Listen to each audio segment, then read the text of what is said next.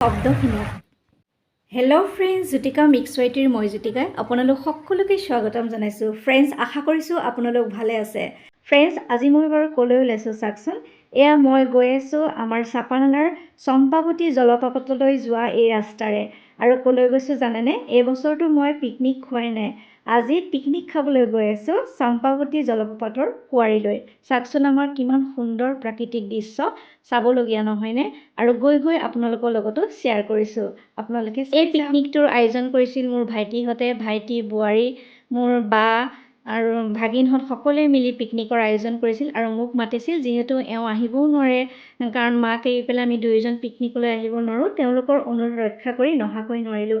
আচলতে আজি মোৰ বিশেষ কাম এটা আছিল আৰ্ট স্কুলৰ, আৰু নগ'লেই নহয়, টাউনত যাব লগা হৈছিল 1 ঘণ্টাৰ বাবে। সেইকাৰণে মোক আচলতে তেওঁলোকৰ লগত মই আহিব পৰা নাছিলোঁ। মোৰ বন্ধু এজনে আহি পিকনিকৰ থলীলৈ 2 বজাত মোক আনি থৈ গৈছিলহি। আচলতে তেওঁলোকৰ লগত আহিব পৰা হয় বা ৰান্ধি বাঢ়ি খাব পৰা হয় বেছি ভাল লাগিলে হয়, কিন্তু উপায় নাই। আৰু এইদৰে মই এয়া পিকনিক থলীত উপস্থিত হৈছোঁ। আজি সকলোবোৰ আপোনালোকক দেখুৱাম। সকলোৱে ইয়াতে নাচি বাগি সুন্দৰকৈ পিকনিকৰ উপভোগ কৰি আছে। মই আহি পাওঁতে ইতিমধ্যে ভাইটিহঁতে এয়া খাইছে আৰু মোৰ অকণমান দেৰি হৈছে, উপায়ো নাই, যিহেতু কামটো নকৰিলেও নহয়। আৰু এইদৰে মই আহি উপস্থিত হৈছিলোঁ। কোনো বেলেগ মানুহ নাই বাৰু। এয়া ৰুণিমাক সকলোৱে চিনি পায়, তেওঁৰ ভিডিঅ' সকলোৱে চাই থাকে। আৰু তেওঁলোকে মিলি পেলাই ৰুণিমা বাইদেউ সকলো মিলি পিকনিকৰ আয়োজন কৰিলে আৰু মই আহি ইয়াতে উপস্থিত হ'লোঁ। আৰু আপোনালোকক সকলোবোৰ ইয়াৰ পৰিৱেশ আজি দেখুৱাম আৰু লগতে ক'ম আমাৰ চম্পাৱতী কিয় বিখ্যাত, চম্পাৱতী জলপ্ৰপাতক লৈ কিয় আমি গৌৰৱ কৰোঁ, সকলোবোৰ আপোনালোকক ক'ম। আপোনালোকে ভিডিঅ'টো স্ক্ৰিপ্ট নকৰাকৈ চাব বুলি আশা কৰিছোঁ। তেনেহ'লে ফ্ৰেণ্ডছ, ভিডিঅ'টো চাওকচোন। আমি কিমান সুন্দৰকৈ সেই সময়খিনি কটাইছিলোঁ। আচলতে তেওঁ অকলশৰীয়াৰ কাৰণে ঘৰতে বনাই কৰি লৈ আহিছিল। আৰু মই লাগি কৰি দিব পৰা নাই, যিহেতু মই 1 ঘণ্টাৰ কাৰণে টাউন যাব লগা হৈছিল। কিয় গৈছিলোঁ আপোনালোকে পিছত গম পাব, মই ভিডিঅ'ত দিম বাৰু। আৰু তেনেহ'লে ফ্ৰেণ্ডছ, ভিডিঅ'টো চাওক আৰু উপভোগ কৰক। আমি যিখিনি ভাল লাগিল, আমাৰ যিখিনি ভাল লাগিল সেইখিনি শ্বেয়াৰ কৰিছোঁ। মাংস বনাইছিল, চালাড, ভাত, এইদৰে সকলোবোৰ আনিছিল। আমি মিলিজুলি খাই বৈ পানীৰ ফালে আগবাঢ়িছিলোঁ। এতিয়া ফ্ৰেণ্ডছ চাওকচোন, আমি কেনেকৈ অকণমান সময় থাকি কেনেকৈ শিকি এনজয় কৰিলোঁ আপোনালোকৰ লগত শ্বেয়াৰ কৰোঁ। তেনেহ'লে ফ্ৰেণ্ডছ, ভিডিঅ'টো চাই থাকক। ফ্ৰেণ্ডছ, নগাঁও জিলাৰ পৰা প্ৰায় 25 কিলোমিটাৰ পূবত অৱস্থিত আমাৰ এই চাপানালা অঞ্চল সঁচাকৈ এক প্ৰকৃতিৰ অপৰূপ দৃশ্যৰে ভৰপূৰ বৃহৎ অঞ্চল। ফ্ৰেণ্ডছ, গছ-গছনি আৰু সেই ঠাইৰ জীৱ-জন্তু এই বনাঞ্চলক চোৱাং ৰিভাৰ্ছ ফৰেষ্ট বুলিও জনা যায়। ইয়াৰ মাটিকালি প্ৰায় 26.45 হেক্টৰ আৰু অৰণ্যখন ডাঠ হাবিৰে পৰিপূৰ্ণ। বিভিন্ন ধৰণৰ গছনি আছে, লতাজাতীয় উদ্ভিদ আছে, আঠাজাতীয় উদ্ভিদ আছে, বিভিন্ন শাল, চেগুন, নাহৰ, তিতাচপা, বিভিন্ন ধৰণৰ ঔষধি গছ, আৰু সেউজ পৰিৱেশে ঋতু অনুযায়ী ৰূপ পৰিৱৰ্তন কৰে। চাব লগা এক বৃহৎ অঞ্চল, সঁচাকৈ চালে চকুৰোৱা। ইমান এটা সুন্দৰ পৰিৱেশৰ মাজত থাকি নিজকে গৌৰৱ অনুভৱ কৰোঁ। আজি আপোনালোকৰ লগতো শ্বেয়াৰ নকৰাকৈ নোৱাৰিলোঁ। ইমান সুন্দৰ চাৰিওফালে প্ৰাকৃতিক পৰিৱেশেৰে ভৰপূৰ। এয়া চাওকচোন কিমান সুন্দৰ জলধাৰা বৈ আছে। ফ্ৰেণ্ডছ, এই চম্পাৱতী জলপ্ৰপাতৰ লগত ডাঙৰ কিছু কাহিনী, সংসদস্ত যাৰ ৰাজধানীৰ কাহিনী, যি সকলোৰে কথা ইয়াতে জড়িত হৈ আছে। আৰু ইমান দীঘলীয়াকৈ মই কৈ থাকিলে এখন কিতাপ হৈ যাব। আৰু কওঁ, মাঘী সপ্তমী তিথি অৰ্থাৎ সৰস্বতী পূজাৰ পিছদিনাই এই পবিত্ৰ স্থানলৈ গৈ মানুহে স্নান কৰি পুণ্য অৰ্জন কৰাৰ উপৰিও ৰোগ ব্যাধিৰ পৰা হাত সাৰিবৰ বাবে বহু মানুহৰ সমাগম হয়। আৰু এখন মেলা হয় ইয়াতে, কুণ্ড মেলা বুলিয়ে কয়।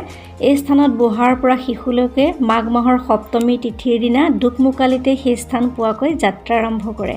আৰু বহুলোকে আগদিনাই গৈ নিশাটো নাম কীৰ্তন কৰি পোৱা ধূপ-ধূনা নৈবেদ্য আদি লৈ চম্পাৱতীৰ ওচৰত পুণ্য অৰ্জনৰ বাবে বৰমগাৰ নিয়ম আজিও প্ৰচলিত। কোনোৱে সেইদিনা পবিত্ৰ জল আনি ৰোগীক খোৱালে ৰোগ নিৰাময় হয় বুলিও কোনোৱে কয়। আৰু সঁচাকৈ বুৰঞ্জী প্ৰসিদ্ধ কিমান সুন্দৰ ঐতিহাসিক এখন স্থান।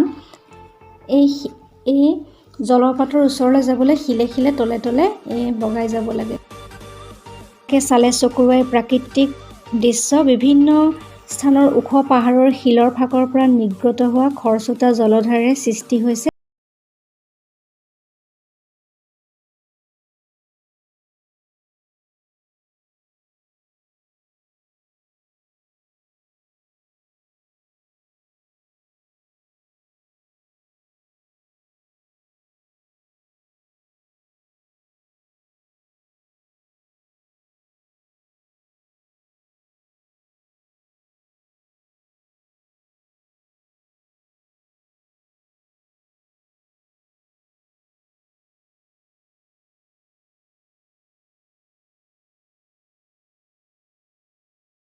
অকণমান আগলৈ বৈ গৈ বৃহৎ শিল এটাৰ বুকুৱেদি থিয়কৈ তললৈ 200 মিটাৰমান তলৰ পানী পৰা স্থানৰ শেষ বা তৃতীয় কুণ্ড বুলি কোৱা হয়।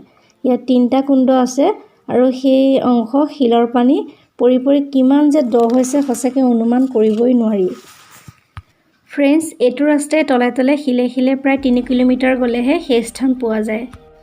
আকৌ বেলেগ ৰাস্তাও আছে, তলে তলেও পাব পাৰি আৰু ওপৰেদি ৰাস্তা আছে। এই ধৰণে 3টা কুণ্ড ধুনীয়াকৈ পাব পাৰি। চাওকচোন কিমান সুন্দৰ প্ৰাকৃতিক পৰিৱেশ, চাবলগীয়া, চালে চকুৰোৱা।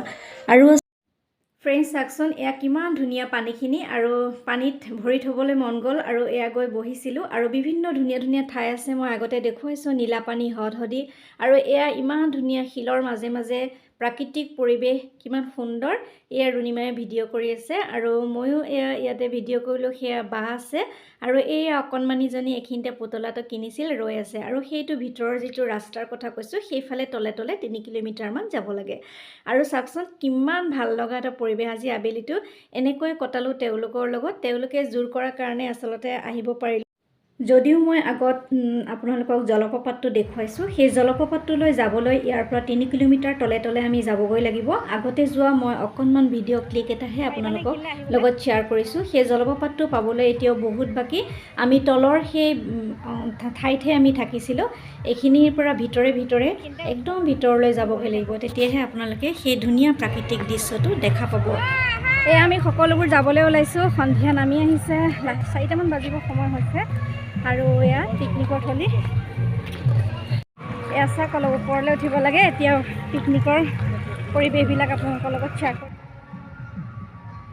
ফ্ৰেণ্ডছ, কিমান হুলস্থুল শুনকচোন। চাৰিওফালে মাইক বাজিছে, নচাই নাচিছে। এতিয়াও পিকনিকৰ গাড়ী আহিয়ে আছে, খানা খাই আছে। আমি অলপমান পানীৰ তলৰ পৰা এয়া পিকনিকৰ মানে যিখিনিত মেলা হয়, সেই মেলা হোৱাৰ ঠাইলৈ আহিলোঁ, য'তে আমি খাইছিলোঁ। সেই ঠাইলৈ আকৌ ঘূৰি আহিছোঁ আৰু আপোনালোকৰ লগত পৰিৱেশটো অকণমান দেখুৱাম। চাওকচোন, ইয়াতে কুণ্ড মেলাৰ দিনা মানে সৰস্বতী পূজাৰ পিছদিনা মেলা হ'ব।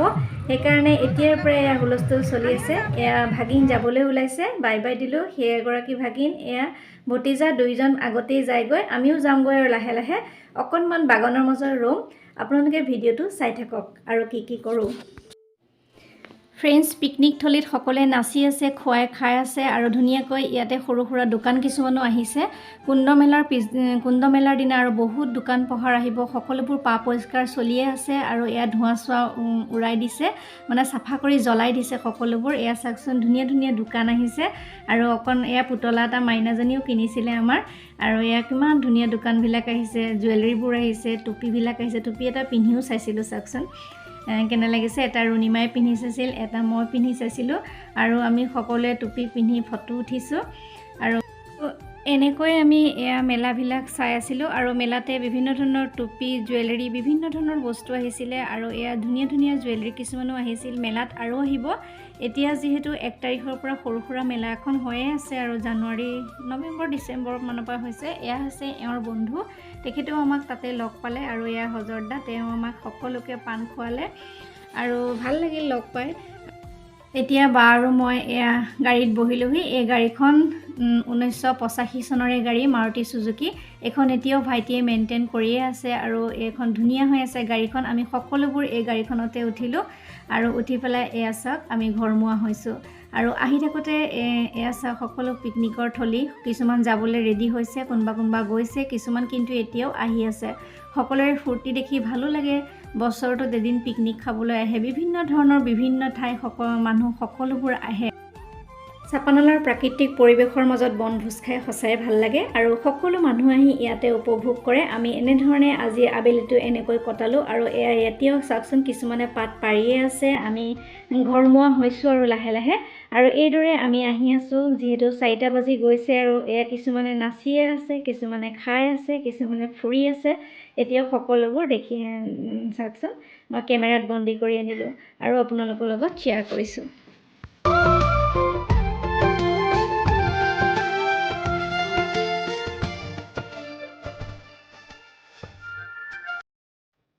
কোৱাৰিৰ পৰা আহি আছোঁ ফ্ৰেণ্ডছ, আৰু আহি থাকোঁতে মানে বেছি দূৰ নহয় আৰু অকণমান দূৰতে দেখিছোঁ এখন নতুন ৰিজৰ্ট খোলা, আৰু সঁচাকৈ ভাল লাগিছে। সকলোৰে সুবিধা হ'ব। চাওকচোন ইয়াৰ বাগানৰ কিমান সুন্দৰ প্ৰাকৃতিক দৃশ্য। আৰু এই ৰিজৰ্টখনত তেওঁলোক সোমাইছিলে, মই অৱশ্যে সোমাব পৰা নাছিলোঁ যিহেতু মই কাম এটাত ওলাই গৈছিলোঁ কৈছোঁৱে। আৰু তেওঁলোকে সোমাইছে, নিশ্চয় ৰুণিমাৰ ভিডিঅ'ত আপোনালোকে দেখা পাব, আৰু কেতিয়াবা ৰিজৰ্টত আহিলে আপোনালোকক দেখুৱাম।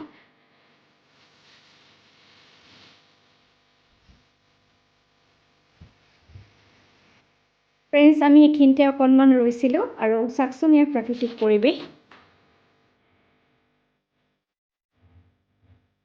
এতিয়া প্ৰায় 4টা বাজিব সময় হৈছে। ইমান সুন্দৰ এটি পৰিৱেশ, চাৰিওফালে এয়া হালবাৰী, আৰু আমি পিকনিক খাই আহি পেলাই মাজতে অকণমান ৰৈছোঁ। এইফালে বাগান, কিমান সুন্দৰ বাগানৰ পৰিৱেশ। বেলিটো চাওকচোন, ধুনীয়া লাগিছে দেখিবলৈ, আৰু কিমান ধুনীয়া এটা পৰিৱেশ আপোনালোকৰ লগত শ্বেয়াৰ কৰিছোঁ। আৰু এই খালনী বাৰীখনত চিনেমা শ্বুটিং কৰিবলৈ ধুনীয়া হ'ব, নহয়নে?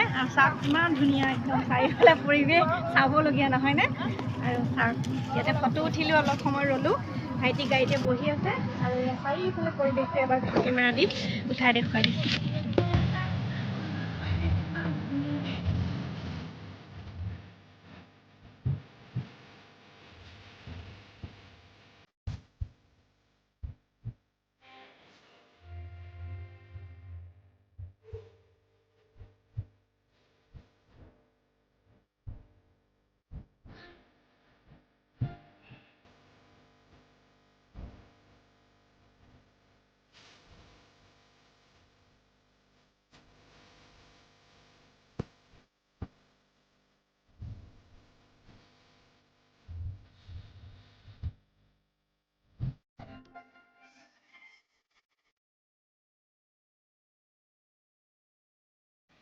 এইদৰে ফ্ৰেণ্ডছ, আজিৰ আবেলিটো আমি সুন্দৰভাৱে উপভোগ কৰিলোঁ, আৰু বহুত এনজয় কৰিলোঁ। খুবেই ভাল লাগিল। আৰু এনেকৈ আমি বাটত আহি ৰখিছিলোঁ, আৰু বাটতে ৰওঁতে আমি কমলা খালোঁ সকলোৱে গুচাই, আৰু এনেকৈ ভাল লাগিছিল আজিৰ আবেলিটো।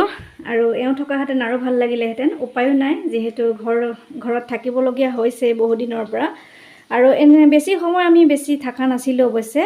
এই 2 ঘণ্টা 1.5 ঘণ্টাৰ সময়তে যি পাৰিছোঁ আমি তেনেকৈ উপভোগ কৰিলোঁ, আৰু আপোনালোকৰ লগত শ্বেয়াৰ কৰিলোঁ, আৰু স্মৃতি হিচাপে মই মোৰ ভিডিঅ'ত বন্দী কৰি ৰাখিলোঁ।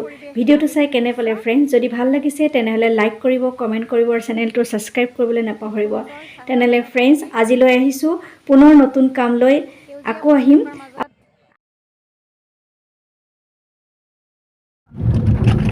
গুচি যাবগৈ, বহুত ধুনীয়া। সুস্থ থাকক, ভালে থাকক, তাৰে কামনা কৰিছোঁ। পুনৰ কাম লৈ আকৌ আহিম। আজিলৈ বাই বাই।